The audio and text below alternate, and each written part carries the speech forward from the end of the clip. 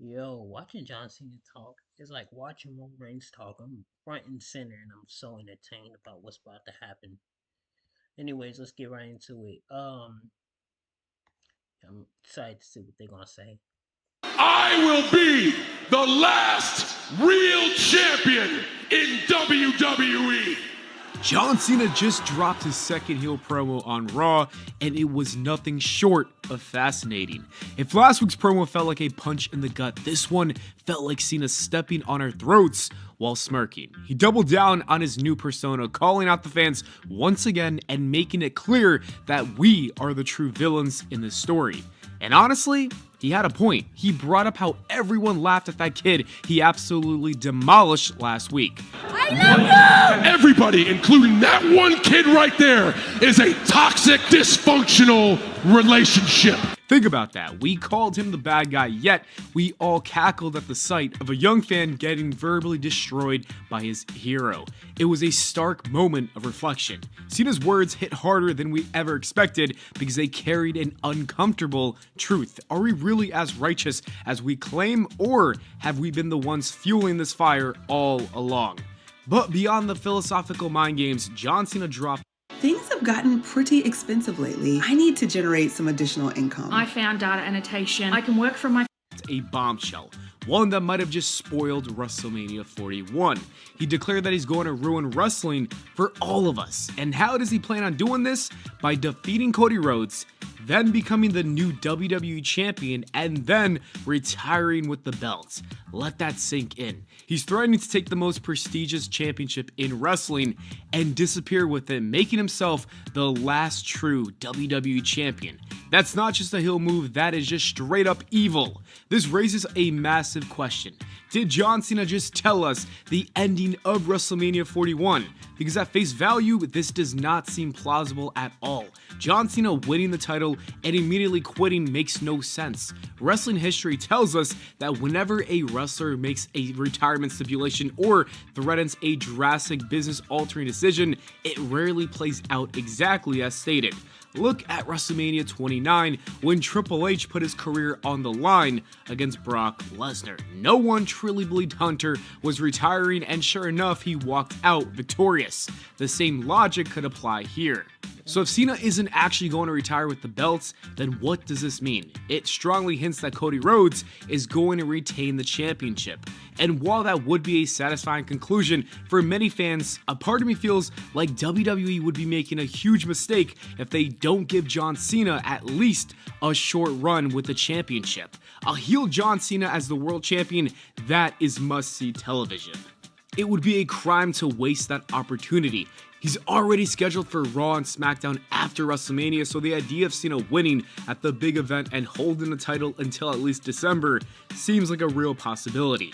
Imagine the chaos that would ensue. The WWE Universe has never seen a true villain like John Cena before. He's played the corporate poster boy for nearly 2 decades.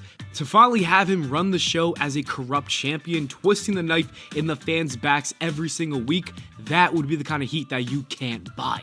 And speaking of things John Cena did not say, let's address the glaring omission in this promo. And that is The Rock. For the second straight week, neither John Cena nor Cody Rhodes has mentioned The Rock, and that is bizarre considering that The Rock was the catalyst for this entire heel turn. If it weren't for him, this moment would not even exist. John Cena didn't just turn heel on his own, but he sold his soul to The Rock. So why hasn't that been brought up? Why hasn't Cody thrown it in his face? And more importantly, what exactly is John Cena gaining from this alliance with The Rock?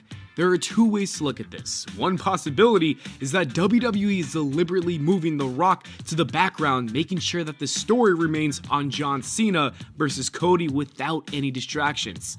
The other option is that they're setting up for a massive twist at WrestleMania 41. A Montreal Screwjob-esque ending isn't out of the question. What if John Cena doesn't just beat Cody clean, but instead he steals the championship with the help of Dwayne "The Rock" Johnson? That would be the ultimate betrayal and the ultimate weak move. It would echo history in the worst way possible, and it would ensure that the WWE Universe collectively melts down in the most dramatic way possible. This leads us to another major takeaway. John Cena as a heel is absolutely genius. It is surreal watching this man who spent years being the face of hustle, loyalty, and respect fully embracing his dark side. But what makes it so compelling is that it feels like John Cena has wanted this for such a long time. He is too good at it. It looks like he's been waiting for this opportunity to break free and finally unleash the character that he's been itching to play. His delivery, his mannerisms, his smug arrogance, it's all perfect. You don't just turn in performances like this overnight. This is a man who has been restrained for years, finally getting to cut loose. And then we have Cody Rhodes. If last week's promo felt a little shaky on Cody's end, this week was a massive improvement. He spoke with much more conviction. He felt like the heart of the WWE, and his words carried weight. You could feel the emotion when he said that he wasn't going to let Cena rob the WWE Universe of their championship. This isn't just about winning a match for him, it's about protecting WWE from Cena's selfish plan. And the biggest moment of all, Cody finally called out John Cena's jealousy. He flat out asked if John Cena was mad about the love and admiration that he's receiving from the crowd, especially tonight. That moment was everything, because that's exactly what this feud is about. John Cena can say that he's doing this for business reasons or for his legacy, but deep down, it is pure envy. He spent years being the most polarizing figure in WWE. Half the crowd loved him, half the crowd despised him, and meanwhile, Cody just walked into the WWE and instantly became a beloved hero. That is eating John Cena alive. He spent 2 decades fighting for fan approval only for Cody to walk in and effortlessly get the love that John Cena has always wanted. It is personal, it is deep, and that is what makes this story all the more intense.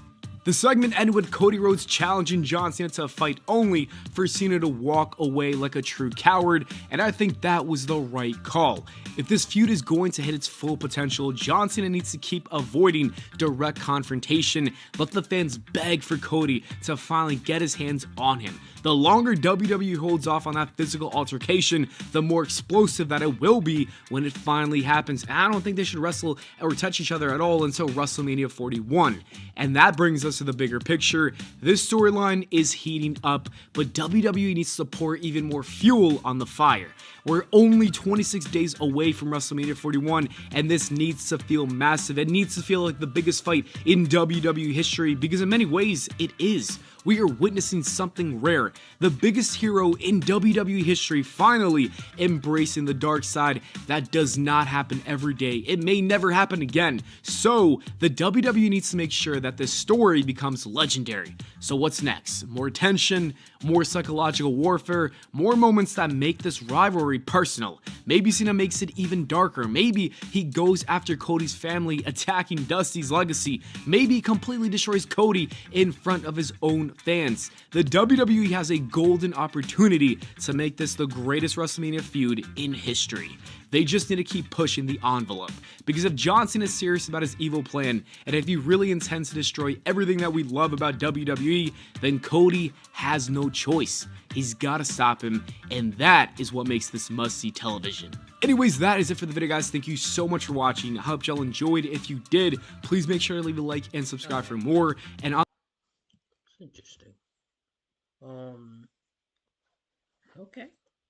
We're gonna get out of here. Get into the next video.